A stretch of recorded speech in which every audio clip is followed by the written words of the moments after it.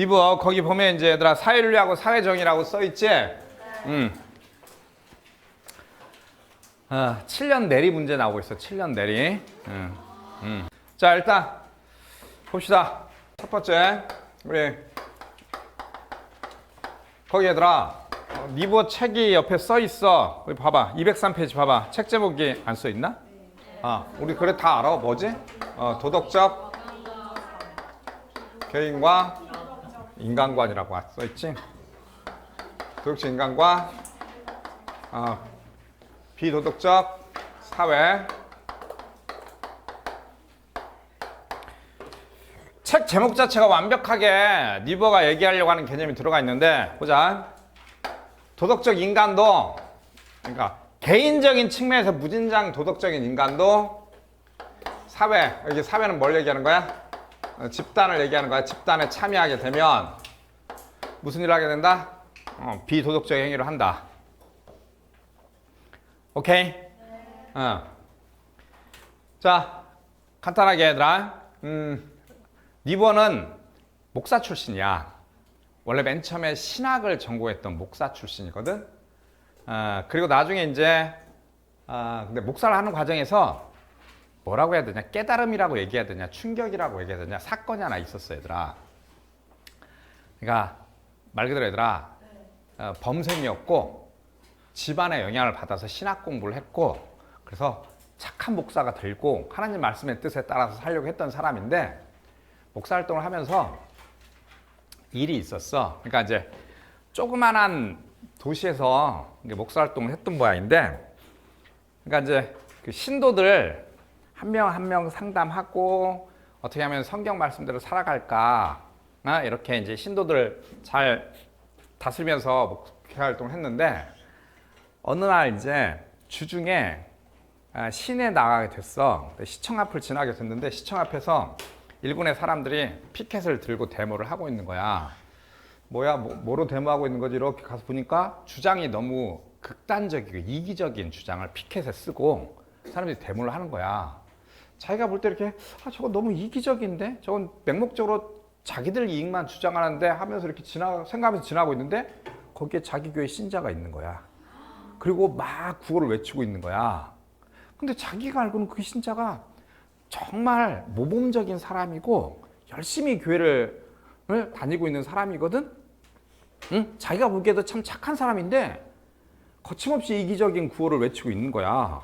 그 충격을 먹어가지고 일요일 날 예배를 보고 조용히 그 사람을 불러 이렇게 저기 잠깐만 저 좀 보죠 하면서 그런 이제 얘기를 해. 제가 주중에 시내에 나갔는데 이러이런 장면을 목격을 했다. 근데 자기가 생각하기엔 너무 이기적인 거 아니냐. 그러니까 신자가 이제 당황하면서 얘기를 해. 저도 목사님 저도 그게 이기적인 주장인 거 압니다. 그러니까 니보가 아니 어떻게 이기적인 주장인 거 뻔히 알면서도 그런 구호를 외칠 수가 있죠. 그러니까 제가 그 집단에 속해 있는 한 제가 생계를 위해서는 그걸 할 수밖에 없습니다. 만약에 제가 그거를 야 이거 좀 이기적이니까 나 여기서 빠질래 함과 동시에 저는 생계곤란의 상황에 처해지게 됩니다. 그래서 저도 어쩔 수가 없습니다. 이렇게 얘기하니까 니보도 마땅히 뭐라고 얘기해 줄 수가 없어. 그러니까 요 사건에 충격을 받아요. 그래서 이거 가지고 이제 고민을 해. 자기가 알고 있는 이제 윤리적 체계로 요 사현상이 설명이 안 돼. 그래서 이제 정치학을 다시 공부해요. 그러니까 이제 어떤 측면에서는 이 범생이 칸트주의적 입장의 세상을 바라본 거야. 내 개인적인 선의지만 가지고 있으면 나는 여하튼 그 선의지를 가지고 어떻게 돼? 선한 시민으로서 살아가다 보면 세상은 좋아질 것이다. 근데 뭐라고?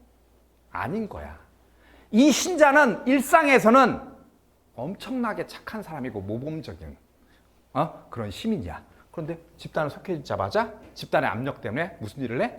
거침없이 비도덕적인 주장을 하게 된다고. 오케이? 그 충격을 받아서 세상을 바라보는 관점이 바뀌어요. 다른 시선을 가지고 인간들을 쳐다보게 됩니다. 그래서 쓴 책이야. 오케이?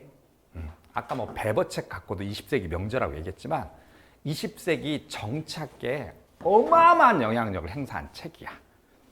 그래서 선생님 올 때는 선생님이 전에 3단원 시작하면서 그런 얘기 했어. 기출문제가 나올 만큼 나와가지고 이제 너무 뻔해졌는데도 불구하고 출제진들이 계속 내. 그 이유는 이 논리를 지금 너희들에게 제대로 좀 너희들이 알았으면 하는 그런 바람이 있는 것 같기도 해. 선생님도 사실 이 책을 보고 좀 충격도 받았고, 충격도 받았고, 좀 놀라기도 했고. 자, 얘들아, 거기 연표 봐봐. 20세기의 대부분을 살았던 분이야. 그래서 이제 니부의 철학을 이제 정치적 현실주의 뭐 이런 얘기를 하는데, 놀라운 건 얘들아, 마르크스로부터까지 영향을 받았어. 목사인데. 그래서 이 책을 이렇게 사서 이렇게 보다 보면 앞에 서문이 있어. 그러니까 이제 그 서문이 이제 니보가 쓴 서문이 있고, 그러니까 니보의 이제 뭐랄까 제자급 되는 이제 신학자가 서문을 썼는데 그 서문에 이렇게 써 있어. 이 저작은 뭐냐면 마르크스주의적인 분석이고 니보는 기독교 사회주의적인 성향을 가지고 있다 이렇게 쓰여 있거든. 근데 이제 이 책이 이제 마르크스주의적인 분석을 가지고 있다는 얘기는 우리 시험 문제에서는 안 나와. 그러니까 아까 이제 우리가 좀 전에 마르크스를 했잖아. 그러니까 사실 마르크스가 이 지적인 영향력을 엄청 우리는 그냥 약간 나쁜 놈 비슷하게 얘기하지만 사실 어마어마하게 지적인 영향을 미친 사람이야. 아무튼 뭐 그 정도 하고 배경 지식으로는 일단 큰 틀에서 보자. 큰 틀에서 니번 얘들아 개인 윤리와 사회 윤리를 구별하려고 합니다. 사실 얘들아 니부어 이전까지만 하더라도 윤리라고 하는 것들은 사실 개인 윤리적인 측면이야. 우리 칸트 배워서 알잖아. 여전히 얘들아 선생님이나 너희들에게 윤리라고 하는 측면은 개인적인 측면이잖아. 개인이 갖고 있는 뛰어난 도덕성 그런 측면을 이제 설명하는 게 윤리인데 니부어는 뭐라고? 그걸 나눠서 얘기해. 내가 가지고 있는 양심과 도덕성의 문제고 사회윤리라고 하는 측면은 뭘 얘기하는 거야? 얘들아 뭐야? 얘는 강제력을 얘기하는 거야. 예를 들면 법이나 또는 뭐야? 제도와 같은 형태들을 얘기하는 거야. 그냥 이 책의 결론은 뭐냐면 얘들아 인간이 같이 살려면 죽어도 강제력은 필요해. 죽어도. 오케이? 중요한 건 이 강제력을 얼마나 도덕적이고 합리적으로 사용할 것이냐의 문제야. 우리 다 인정하지 않니? 우리가 같이 살려면 얘들아 강제력이 필요해. 그거 없이는 우리가 사회는 존속할 수가 없어. 뒤쪽으로 가면 갈수록 이제 니부어는 그 강제력이 심지어 폭력이라고 하는 측면도 필요하다고 놓고 봐. 아주 살벌한, 왜냐면 착한 목사였다가 인간과 세상을 바라보는 관점이 완전히 바뀐 사람이야. 에? 근데 니부어는 어느 걸 더 중시할까? 사회윤리를 더 중시해요. 니부어는 뭐라 그런다?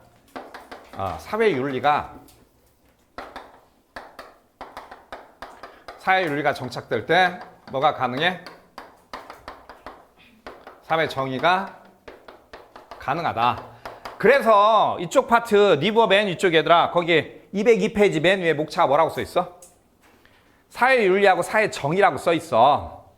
그러니까 제도가 강제력이 없으면 사회정의는 불가능하다고 보는 입장이야.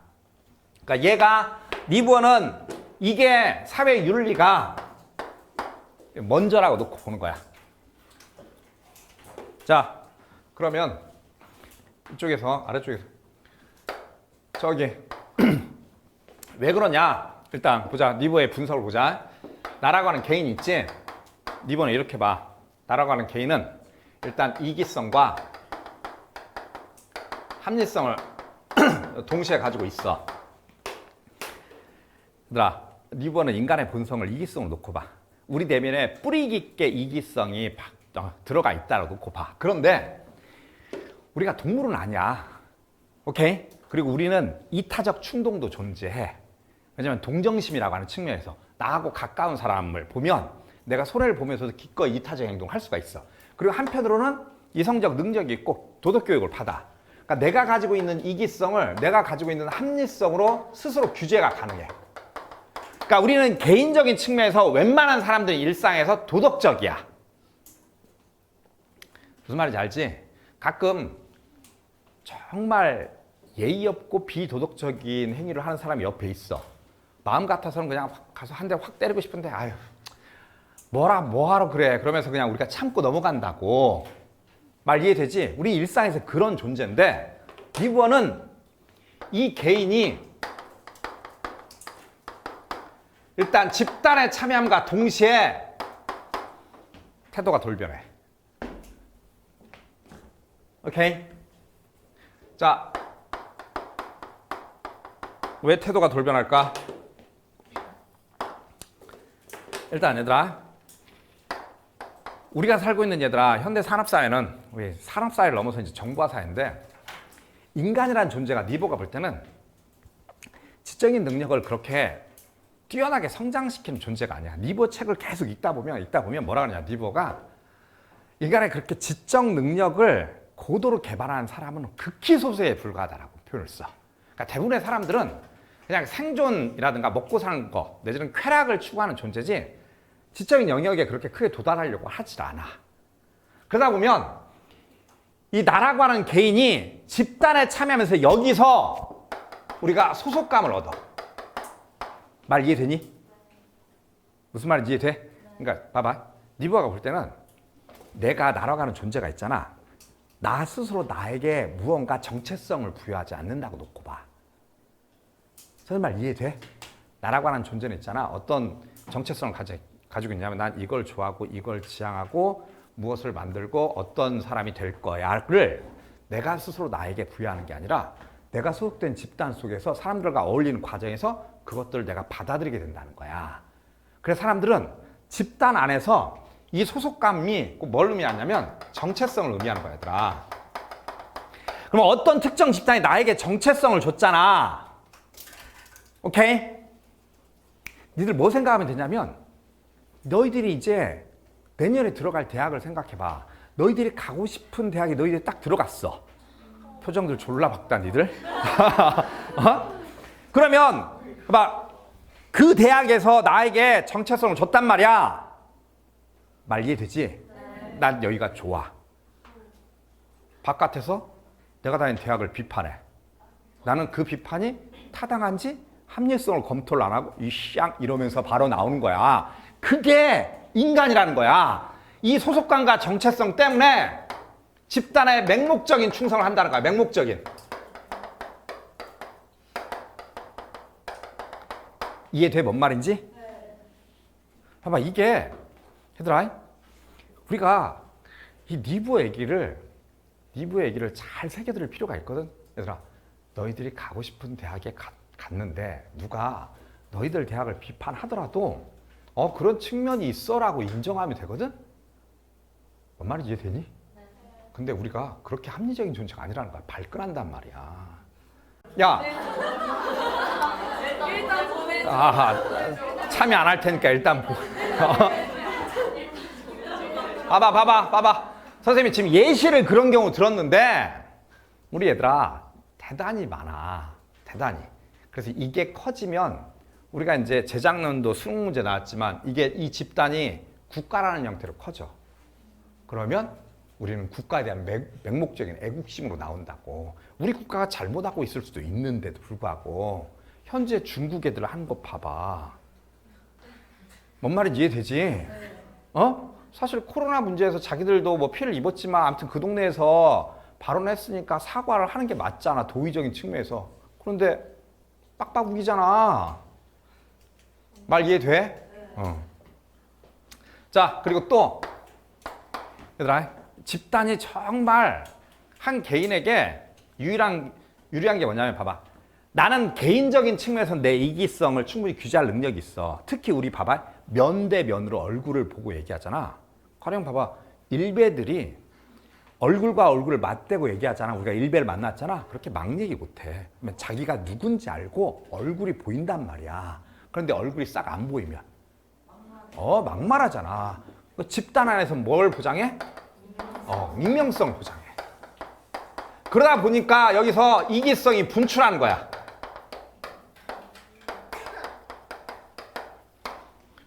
말 이해됩니까? 또 하나. 이번은 이렇게 얘기해. 집단은 얘들아 나라고 하는 개인은 뭐가 있어? 인격적 존재야. 생각하는 능력이 있어. 우리 봐봐.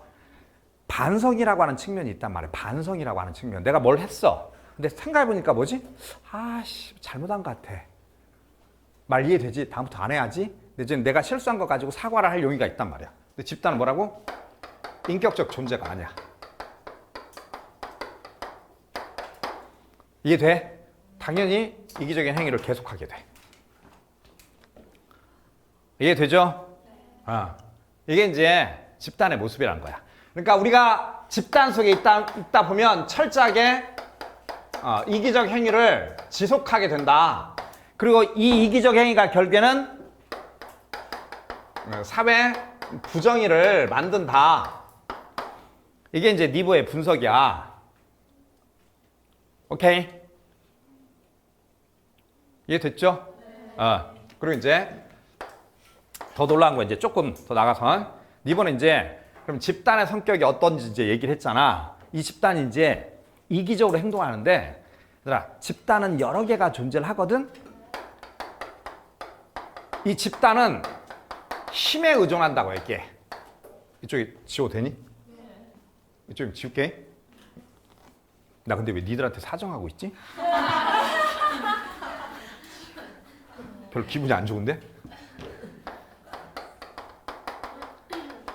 자, 사람들이 특히 얘들아 민주주의 사회에서는 자기 이익을 내가 내 이익을 옹호하는 것들은 그건 하나의 권리야.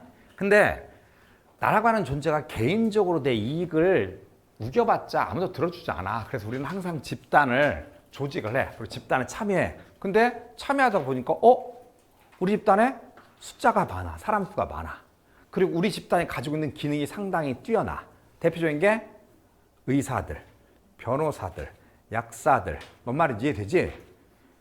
전문적인 기능을 가지고 있고 사회적 영향력이 커. 보니까 우리 집단은 힘이 세. 뭐라고? 집단은 기본적으로 이기적인 성향을 갖게 되는데 자기 힘이 세다는 걸 확인을 했어. 당연히 이들은 뭐라고?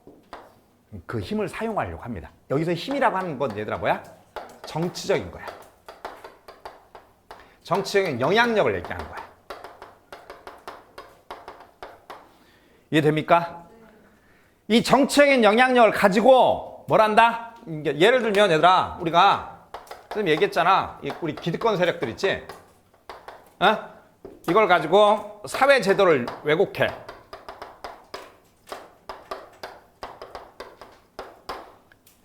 말 이해돼? 그게 이제 뭐야? 그게 사회 부정의를 이제 지속한다고 놓고 보는 거야. 이해됐죠?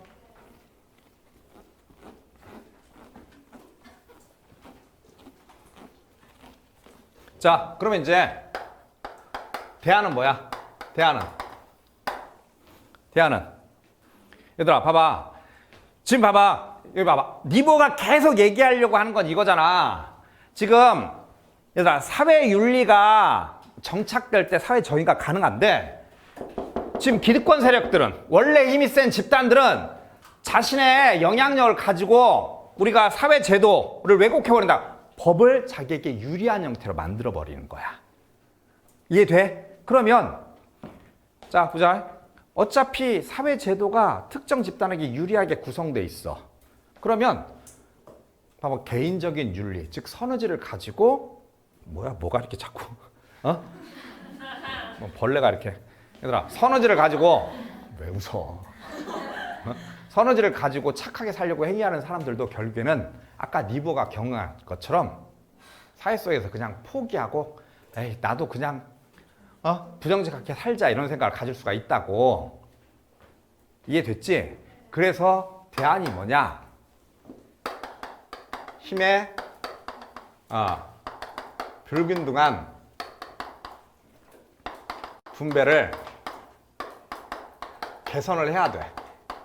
쉽게 하면 개혁해야 돼, 얘들아. 오케이? 왜냐하면 특정 집단이 힘이 세기 때문에 제도가 왜곡되잖아. 알아듣고 있죠? 그래서 이제 요걸 개선하기 위한 사회 개혁이 필요해. 오케이? 이해됐죠? 근데 이 개혁 세력은 철저하게 선의제의 통제가 필요해. 선의제의 통제를 받으면서 이 사회 개혁 세력은 반드시 강제력을 사용할 수도 있다. 오케이? 이해됩니까? 자, 왜 강제력 사용을 얘기해? 왜 강제력 사용을 얘기해? 얘들아, 리버는 인간 내면에 뭐가 있다고? 이기성이 있어. 인간이 항상 이기적으로 행동하는 게 아니라 우리의 이기성이 어디에서 분출되어 나온다고? 집단을 형성한과 동시에. 그 집단이 이기적인 행위를 하잖아. 그들에게는 얘들아, 논리적인 대화, 타협, 리버가 볼 때는 CR도 안 먹힌다는 거야. 집단은 인격적 존재가 아니기 때문에 아무리 논리적으로 설명해도 절대 그 말을 따르지 않아. 말 이해되지? 사람들이 모여가지고 야, 그딴 얘기 듣지 마. 우리에겐 힘이 있어. 힘들어 밀고 나가면 돼. 그들을 제어하지 않으면 사회정의는 없는 거야. 그러니까 반드시 뭐가 필요하다고? 강제가 필요해. 그러니까 쉽게 얘기하면 근데 이 강제력에 심지어 뭐까지? 비합리적인 방법까지 사용할 수가 있어. 그러니까 합리적 강제력뿐만 아니라 비합리적인 거. 자, 책 봐봐. 거기 뭐라고 써 있어? 페이지 넘겨와봐, 얘들아. 저기 204페이지에 4번 봐봐. 비합리적인 수단을 동원해서라도 사회정의를 실현해야 된다 하면서 3번에 봐봐. 동그라미 3번에 도덕성이 뛰어난 사람들이 인정하지 않는 비합리적인 방법을 동원해서라도 사회정의를 추구해야 한다. 오케이? 거기 뭐라고 써 있어? 얘들아? 이기심, 질투, 원함과 같은 형태들을 다 사용할 수 있어. 무슨 말인지 이해되니? 여기 봐봐. 집중. 이렇게 보는 거야. 어떤 특정 집단에 집중. 엄청나게 힘이 세서 자기에게 유리한 형태로 법을 만들어. 말 이해됐지? 어? 근데 이들의 힘을 일정하게 통제를 해야 되거든? 근데 이들이 합리적인 대화를 절대 말을 안 들어. 리버는 뭐라고? 이 집단으로부터 박해를 당하는 어떤 집단이 있어. 뭔 말인지 이해되니? 약자였던. 이 사람들을 추동해가지고 이 사람들의 원한을 이용해서 그 집단들을 견제하는 방법도 가능해. 다른 집단의 질투심을 이용할 수도 있어. 어떤 집단의 이기심을 이용해서라도 그 기득권 세력을 제어를 해야 돼. 말 이해돼? 이건 칸트 윤리학에서는 나올 수 없는 얘기잖아. 알아듣고 있지? 그러니까 요 얘기는 다른 사회 세력들을 이용해서라도 기존의 기득권 집단을 다 견제를 해야 돼. 근데 다른 사회 세력이 항상 정의로운 입장에서 움직이지 않아. 그들도 똑같이 무엇을 갖고 있어? 이기성을 갖고 있어. 근데 그들은 약자 집단이기 때문에 자기의 이기성으로 사회제도를 왜곡을 못했던 거야. 아무튼 그들의 이기심도 이용을 해서라도 기득권 집단을 제어를 할 필요가 있다라고 놓고 보는 거야. 오케이? 말 이해되지? 근데 이제 중요한 건 이렇게 사회개혁을 주도하는 세력들은 강제력 안에는, 얘들아, 이 강제력 안에는 리버는 폭력도 심지어 들어가 있어, 얘들아. 폭력도 포함되어 있어. 오케이? 그러니까 이걸 함부로 사용하면 안 돼. 그러면 말 그대로 사회가 잘못하면 얘들아 독재사회 비슷하게 될 수 있잖아. 리버는 항상 전제를 갖고 있어. 민주주의 사회라고 하는 전제를. 왜냐면 이게 미국 사회를 지금 분석한 거란 말이야. 미국의 시민이었고. 이해되지? 그러니까 이 폭력이 함부로 날뛰면 안 되니까 반드시 사회개혁 세력은 뭐가 필요하다고? 선의제의 통제를 받을 필요가 있다. 이해됩니까? 네. 알아듣고 있죠? 자, 그리고 거기 얘들아, 거기 우리 동그라미 4번 봐봐 얘들아. 4번에 4번 뭐라고 써있지? 개인의 도덕적 이상은 이타심의 함양이고 사회의 도덕적 이상은 정의다라고 써있지. 자, 개인의 도덕적 이상과 사회의 도덕적 이상은 충돌할 수 있으나 절대적이지는 않다. 그리고 쉽게 조화되지도 않는다. 뭔 말이냐면 개인의 이상은 뭐라고? 뭐라고? 이타심의 형상이야. 사회 이상은 정의야. 근데 둘은 충돌할 수도 있어.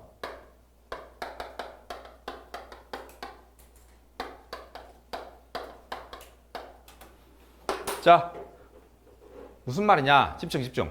얘들아, 가장 도덕적인 사람은 자기를 버리는 사람이야.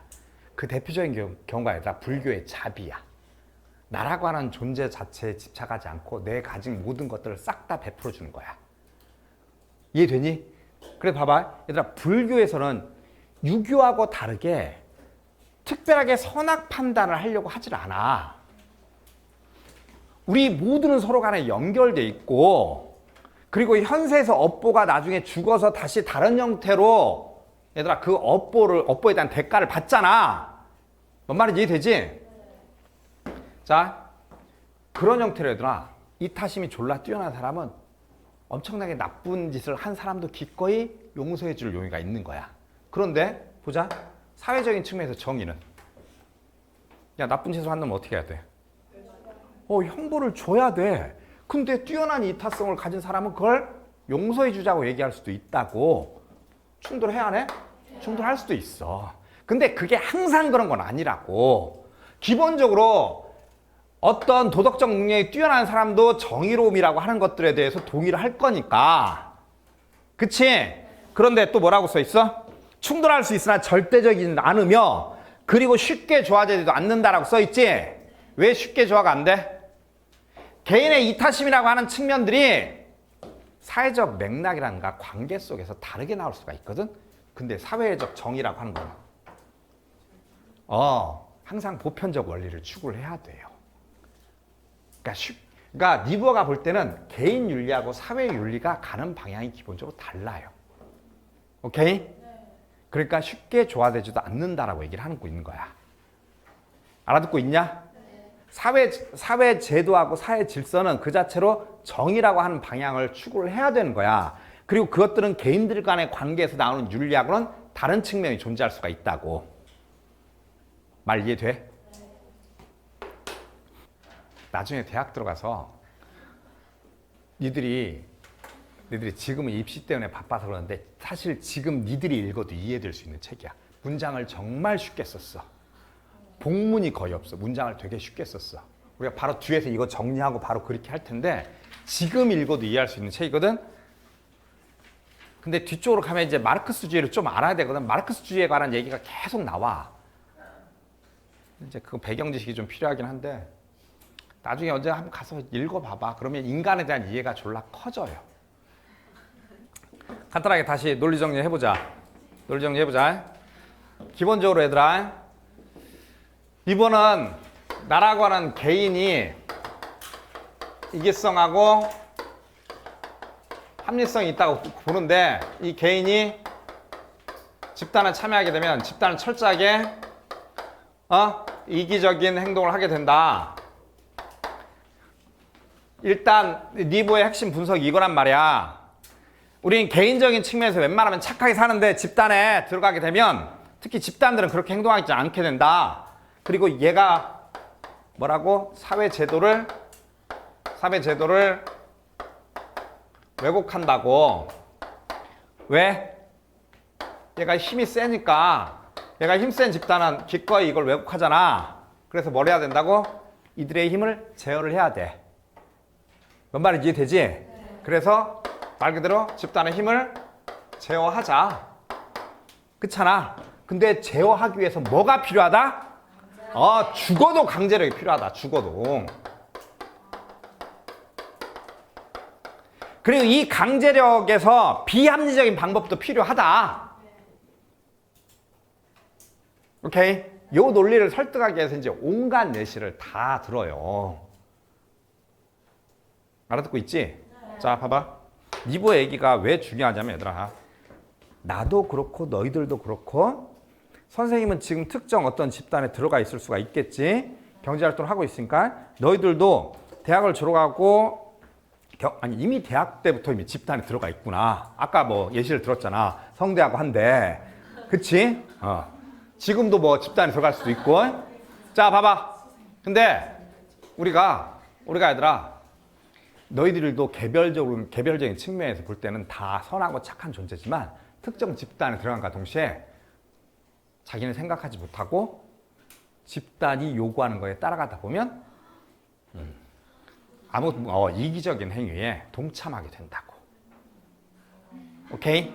얘들아 봐봐. 그냥 간단하게 예시 들어줄게. 간단하게. 얘들아, 의사협회는 대한민국 지금 의사협회는 대학에서 의대생들을 확대하는 걸 찬성할까 반대할까? 반대. 왜 반대? 왜냐면 의사의 인원수가 적을수록 자신들이 돈을 더 많이 벌 수 있거든. 자, 대학에서 봐봐. 대학에서 의대 정원을 올려달라고 10년 전부터 얘기했거든. 의협이 반대했어. 이번에 문재인 정부가 오케이. 왜냐면 코로나 사태 터지면서 의사들이 필요하고 우리나라가 노령화가 더 커지고 있잖아. 의사들이 많이 필요해. 의대 정원을 늘리겠다고 발표하자마자 의협이 거기에 반대하면서 말도 안 되는 비판을 했다고. 뭔 말인지 이해되지? 그냥 우리가 일상에서 벌어지는 행위가 이렇다고. 그냥 간단히 또 하나. 자, 봐봐.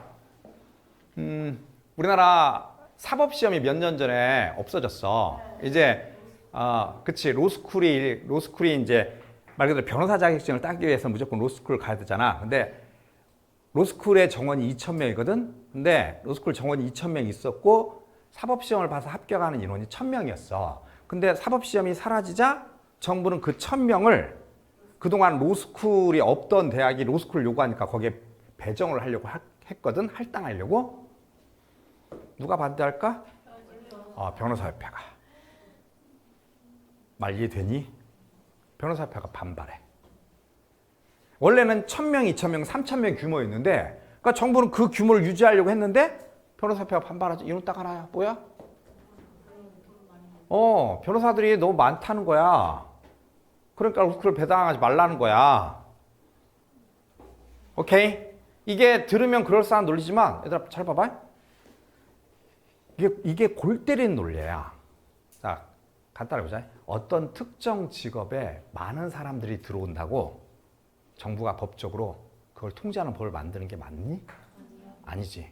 근데 유독 변호사만 어떻게 돼? 정부가 공급 부분을 통제하고 있어. 로스쿨이라고 하는 형태로.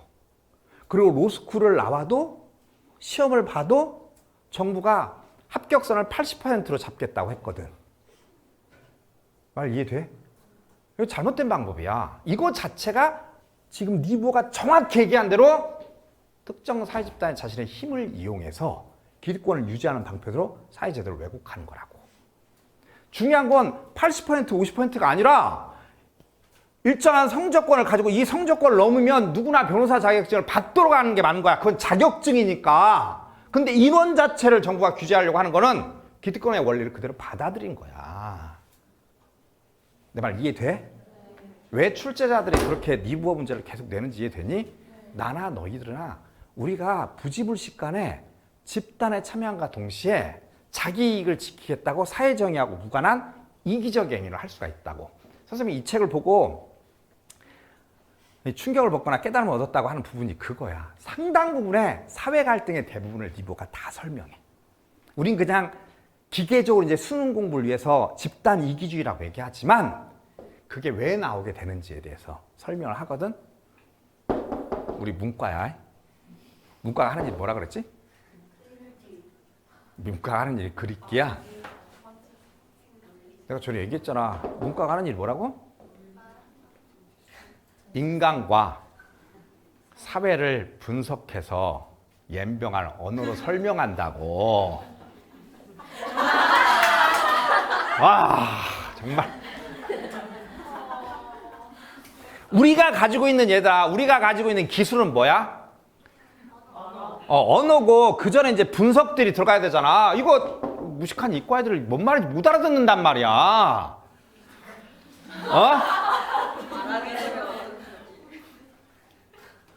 뭐라고? 문과가 뭐 하는 데라고? 인간과 뭐라고?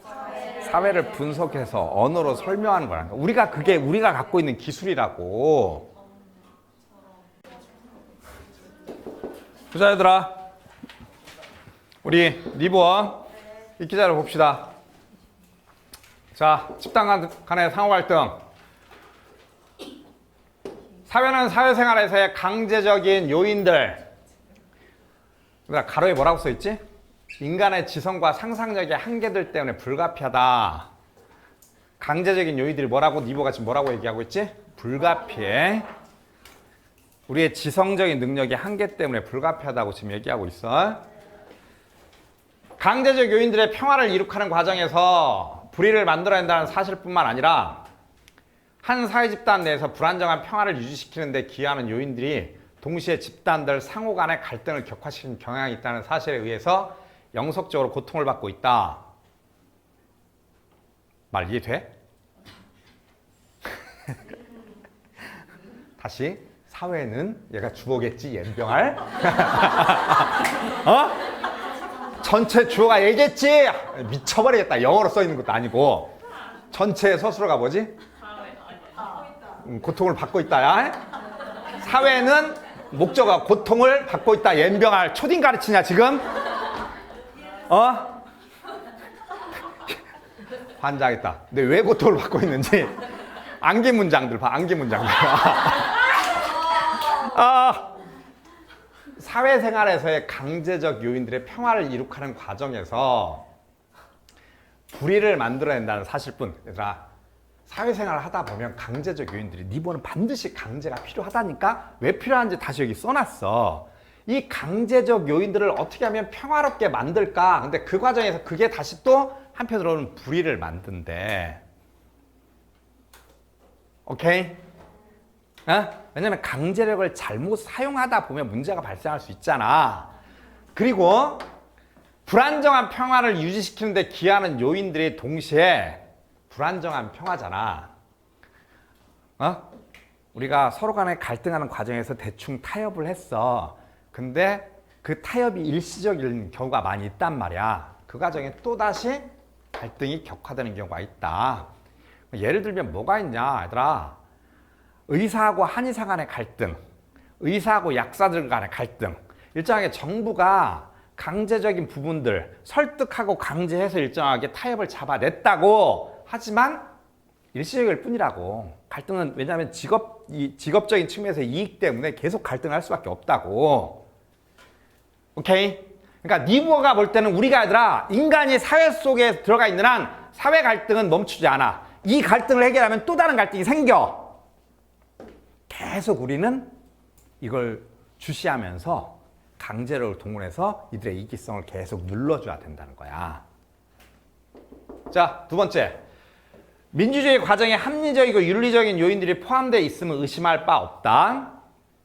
경쟁하는 사회 세력들은 서로의 차이점을 민주적 방법으로 조정하기 위하여 전쟁터보다는 토론의 마당을 사용할 것이며 따라서 그 차이는 도덕적 설득과 합리적 조정에 해결될 수 있을 것이다. 잠깐 여기서 문장이 끝나는 게 아니야. 이것만 보면 마치 니보가 지금 설득하고 합리적 조정을 강조하는 것처럼 보이지만 뒷문장 봐봐. 만약에 정치적 문제들이 공정한 시민들이 관여해야 할 추상적인 사회정책의 문제들이라면, 얘들아, 만약이라는 표현이 꼭 공정한 시민들이 관여할 경우 문제들이라면이라고 써있어. 조건이 공정한 시민들이야. 우리가 다 합리적이고 공정한 시민들이 결정하는 문제라면 투표나 선거에 의해서 투표행위나 선거에 앞서 진행되는 논쟁이나 토론은 실제로 한 사회 집단의 공통의 정신을 찾아내는 교육적 프로그램으로 간주될 수 있을지 모른다. 만약에 모른다야. 만약이라고 하는 건 조건을 달고 있잖아. 그런 측면에서 얘들아 웬만하면 토론이나 논쟁이 교육적인 효과를 가지고 있고 그걸 통해서 투표가 진행되면 합리적으로 다 해결될 거야. 그러나 뒤집어 엎었어. 뭐라고? 사실상 정치적 견해는 불가피하게 뭘? 경제적 이해관계. 이 경제적 이해관계가 곧 뭐야? 집단을 구성하게 된다고. 얘들아, 선생님이 계속 예를 들었던 직업 집단들. 의사협회, 변호사협회, 약사회, 한의사회, 전교조, 각종 노동조합들. 싹 다 뭐야? 경제적 이해관계로 뭉쳐있단 말이야. 백날 그들을 데리고 합리적인 토론과 설득, 타협을 해도 안 먹힌다고. 불가피하게 경제적 이해관계에 뿌리를 두고 있기 때문에 자신의 이해관계를 떠나서 사회정책의 문제를 바라볼 수 있는 힘이는 연병할 소수에 불과하다. 이해됐지? 왜? 내가 속해 있는 집단을 비판하면 바로 반발한다고. 알아듣고 있지? 내가 전에 몇 년 전에 니부어 수업을 하면서 의사협회 얘기를 했더니만 한 학생이 수업 끝나고 교무실에 찾아왔어. 아버지가 의사니까 그런 얘기 하지 말아달라는 거야. 그래서 내가 싫다 그랬어. 아니 생각해봐. 강의한 니부어의 내용 그대로잖아. 그렇잖아. 그 집단에 자기 아버지가 그 집단에 속해 있기 때문에 그 집단에 대해서 비판하지 말라. 이게 말이 되는 소리야? 그러니까 니부어가 뭐라고 얘기하고 있어? 그렇게 합리적인 시민은 소수야. 말 이해되니? 따라서 서로 갈등하는 이해관계들은 결코 완전하게 해결될 수 없어. 그러니까 갈등은 계속 지속된다는 거야. 됐죠? 자, 두 번째. 집단의 도덕성. 모든 인간 집단은 개인과 비교할 때 충동을 올바르게 인도하고 때에 따라 억제할 수 있는 이성과 자기 극복 능력, 그리고 다른 사람들의 욕구를 수용하는 능력이 훨씬 결여되어 있다. 주어 뭐야? 인간이 아니야. 집단은이야. 집단은 결여되어 있다. 뭐가 도덕적 능력이. 그치?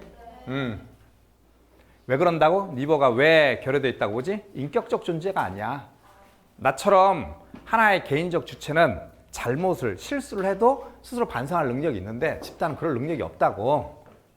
오케이? 이거 맨날 선지로 가장 잘 나왔던 예시야. 개인보다, 인간보다 집단은 도덕적 능력이 떨어진다. 게다가 집단을 구성하는 개인들이 개인적 관계에서 보여주는 것에 비해 훨씬 심한 이기주의가 모든 집단에서 나타난다. 이번 뭐라고? 개인적인 관계에서는 우리가 충분히 도덕적인 행위를 하는데 그 개인이 집단에 참여하면서 집단과 집단 간의 관계에서 우리는 도덕적 행위를 하지 않아. 이기적인 행위를 한다고. 됐죠? 개인으로서 사람들은 그들이 서로 사랑하고 봉사해야 할 것과 서로 간의 정의를 확립해야 한다는 사실을 믿고 있다. 그런데 인종적, 경제적, 국가적 집단으로서의 개인들은 집단의 이익을 위해 스스로 그들의 힘이 명하는 것이면 무엇이든지 한다. 집단의 이익을 위해서. 왜? 내가 그 집단을 너무 사랑하고 그 집단의 정체성이 내 정체성이야. 그러니까 내 비판의식을 집단이 마비시켜버려.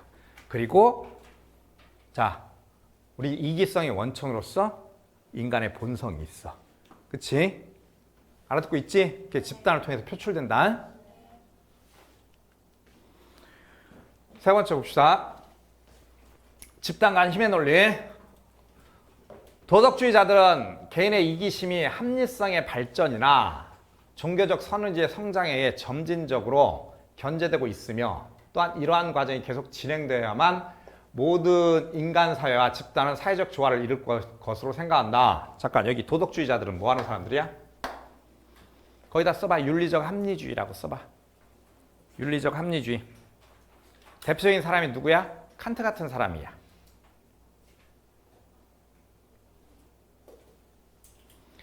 뭐라고 써있어? 선호지가 성장하게 되면 사회적 조화가 가능할 것이다. 이건 니버의 입장이 아니겠지. 니버는 이 입장을 상당히 어리석다라고 놓고 보고, 니버는 이제 책을 읽다 보면 인간의 본성에 대한 이해가 부족하고 사회 집단에 관한 구체성이 결여되어 있다는 표현을 계속 얘기해. 니버는. 이건 그냥 말 그대로 칸트와 같은 사람들의 이상향일 뿐이야. 현실은 그렇지 않다. 이들은 인간의 집단적 행동 중에서 자연의 질서에 속하면서도 이성이나 양심의 지배하에 완전히 들어올 수 없게 하는 요소들을 파악하지 못함으로써, 일단 여기까지만. 자연의 질서에 속하면서도 이성이나 양심의 지배하에 완전히 들어올 수 없는 게 뭘까? 우리 내면의 이기성, 충동들. 써 빨리. 우리 내면의 이기성, 충동. 이런 도덕주의자들은 이런 측면을 파악하지 못한다는 거잖아. 못함으로써 인간 사회의 정의를 획득하기 위한 싸움에는 정치가 꼭 필요하다. 자, 그럼 정치가 니보는 왜 필요하다고 본 거야? 왜냐면 이기적인 집단의 힘을 눌러야 돼. 그러려면 반드시 정치적인 과정이 필요해. 왜냐면 니보는 기본적으로 미국 사회를 분석했고 그게 뭐라고? 민주주의를 전제하고 있다고 했어. 또한 그들은 어떠한 형태건 집단적 힘이 약자를 착취할 때 그것에 대항할 세력이, 얘들아, 대항할 세력이야. 그러니까 이 대항할 세력을 만들기 위해서라도 정치가 필요하겠지. 대항할 세력이 형성되지 않는 한 그 힘은 절대 사라지지 않는다는 사실을 간파하지 못하고 있다. 이해되죠? 그러니까 니버는 정치적인 힘이 필요해. 그 정치적인 힘으로 아까 얘기한 기득권들이 왜곡한 사회 제도를 다시 바꿔야 돼. 그런데 여기에 그 기득권 집단이 엄청나게 저항을 하겠지. 기꺼이 강제력을 사용할 수 있고 심지어 비합리적인 수단도 사용할 수 있다.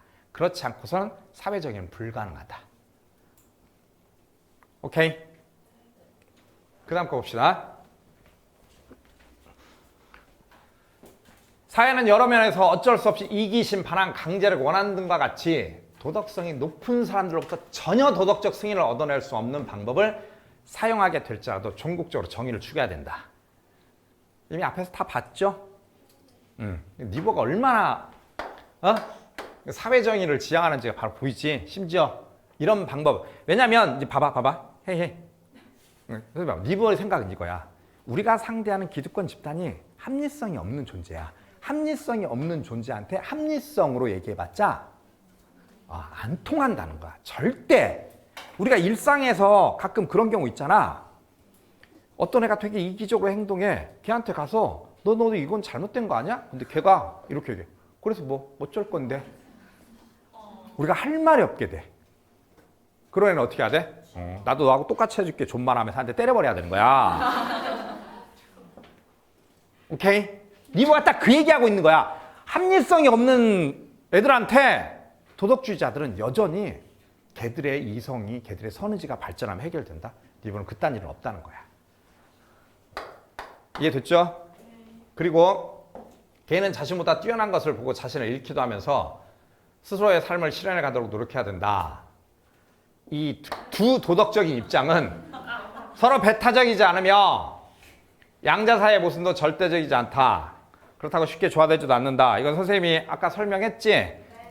개인윤리하고 사회윤리적인 측면이 쉽게 조화되지 않는다. 됐죠? 우리 예시 문제 좀 봅시다.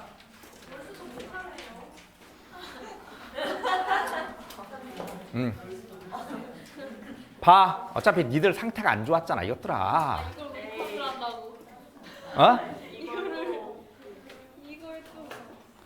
자, 봐.